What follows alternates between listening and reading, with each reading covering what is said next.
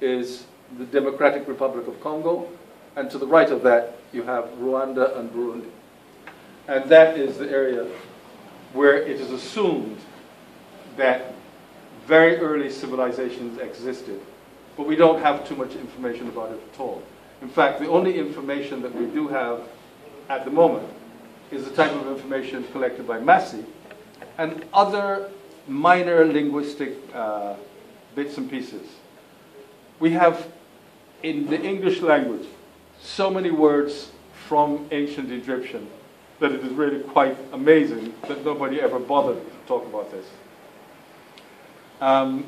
It's normally been assumed that mother came from Ma.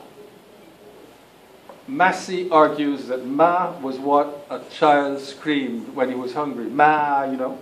And so most of this was onomatopoeic language. But when you got to the Egyptians, Mutar meant the place of the birth, which is the mother, of course. And Mut means mouth, basically.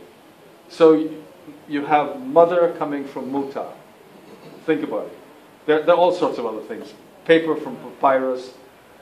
In religious terms, Kras meant anointed, and Mesu meant the anointed one, Christ, the Messiah, etc., etc. The other bits of language that are interesting is, for instance, in Fiji, where they say they came in boats from East Africa. The word in Fiji for a basket of fish is Tanganyika, which is quite interesting because linguistic remains like that are very, very difficult to come by, largely because populations change, they use different words. Even if you look at some of the old words that Bajans use, that if you use them now to a younger person, they wouldn't know what you're talking about. Certainly, trace words like basa basa, which means the same thing in a can as it means here. If I went out and said to a bunch of kids, you know, that was a real basa basa, that's what I was talking about. On the other hand, if I said it in the streets of Ghana, everybody would, and I did in fact once, and they said, "Ooh, how do you know that word?" You know, and the answer is, it was one of the words that came with us, that remained with us. There are lots of examples like that, but let me not stray too far from the early period. What we know most about is Egypt, and that's not by accident.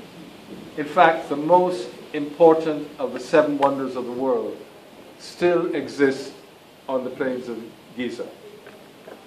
Again, Massey argues that not only was birth something sacred, and it was considered virgin birth, if you like, but that the menstrual period of the mother was probably the most accurate way of measuring time. It represented a lunar month, and for him, that was how early man started measuring time. By the time it got to Egypt, and we're talking about 5,000 or 6,000 years before this era, it had developed to a point which was scientifically as accurate as today.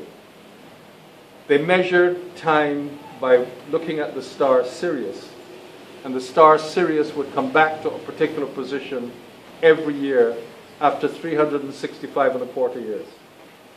They had 2 calendars, one simply of 365 days, largely because, of course, it's easier to measure in days than to add in the quarter of a day.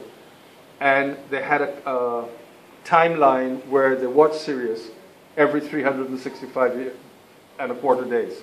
What they did in practice was they had 3 years of 365 days, and on the 4th year, they added an extra day.